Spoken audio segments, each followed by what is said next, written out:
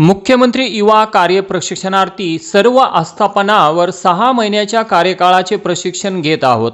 आम्ही प्राथमिक व माध्यमिक शाळेत तसेच विविध विभागांमध्ये काम करत आहोत। आमचा कार्यकाळ संपल्यानंतर म्हणजेच आमचे प्रशिक्षण पूर्ण झाल्यानंतर आम्हाला आमचा कार्यकाळ वाढवून आहोत त्याच ठिकाणी आम्हाला कायमस्वरूपी सेवेची संधी किंवा रोजगार उपलब्ध करून द्यावा अशी मागणी आदर्श मल्हार बहुजन सेना ऑल इंडियाच्या वतीने महाराष्ट्रातील सर्व जिल्हाधिकारी, तहसीलदार, शिक्षणाधिकारी व पोलीस अधीक्षक यांच्या मार्फत मुख्यमंत्री देवेंद्र फडणवीस, उपमुख्यमंत्री एकनाथ शिंदे व अजितदादा पवार यांना करण्यात आली आहे। तसेच मागण्या मान्य न झाल्यास संपूर्ण महाराष्ट्रात रस्ता रोको आंदोलने करण्यात येतील व आदर्श मल्हार सेनेचे संस्थापक अध्यक्ष अभिलाल दादा देवरे हे आमरण उपोषण करतील असा इशारा देखील देण्यात आला आहे। युवा दर्पण लाईव्ह साठी प्रमोद मुरेकर, शेगाव। धुळ्यामध्ये मुख्यमंत्री युवा प्रशिक्षण अंतर्गत काम करणाऱ्या विद्यार्थिनींची निदर्शना। योजनेअंतर्गत प्रशिक्षणार्थींना मुदतवाढ देण्याची मागणी। जिल्हाधिकारी कार्यालयाबाहेर जोरदार घोषणा। आम्ही धुळे जिल्ह्यामधून संपूर्ण युवा व युवती सर्व मुख्यमंत्री योजनेअंतर्गत महाराष्ट्रातील 1,19,000 तरुणांच्या वतीने आमच्या शासनाकडे एकच मागणी आहेत। आमची मुदत वाढवून मिळावी, तसेच आम्हाला परमनंट करण्यात यावं।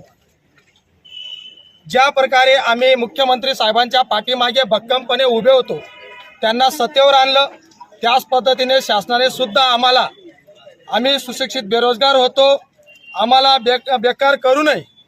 गेल्या 4 महिन्यापासून आम्ही ज्या आस्थापनावर काम करत आहोत सगळ्यांना त्याच ठिकाणी परमनंट करण्यात यावा, आमची मुदत वाढवण्यात यावी। आम्हाला 25 ते 30,000 मानधन सुद्धा वाढवून देण्यात यावं। एवढंच नसून शासकीय ज्या नियम असतील, जे परमनंट लोक आहेत त्यांच्यासारखा अटी आम्हाला सुद्धा देण्यात यावं। जर असं शासनाने आमचं जे आहेत त्यांना जर परमनंट केलं नाही, आमची मुदत वाढवली नाही, तर आम्ही येणाऱ्या काही दिवसांनी रस्त्यावरती जसे मनोज जरांगे साहेब असतील किंवा ओबीसीचे नेते